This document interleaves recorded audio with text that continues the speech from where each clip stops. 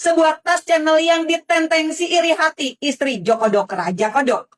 Dalam suasana sakral HUT kemerdekaan Republik Indonesia ke-81 di Istana Apa dia nggak kemarin, mikir ya kalau ada satu Ibu benda Iriana itu yang udah ikut nggak mencuri jadi perhatian. ibu Sebuah tas negara channel lagi. yang ditenteng si iri hati istri Joko Iri Dok hati. Raja Kodok. Di media sosial beredar Bukannya klaim kau yang tas iri tersebut hati. merupakan edisi sangat langka. Bahkan Iri katanya hati. cuma ada satu di dunia. Oh. Dengan harga di atas 400 juta. Anjay! Biasa aja kali, 400 juta. Bos, bayangin aja.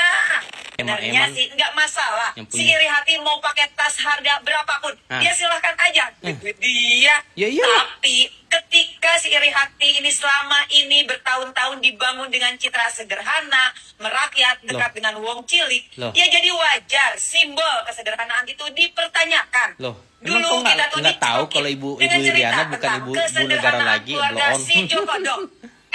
Akhirnya Ngomong apa kau?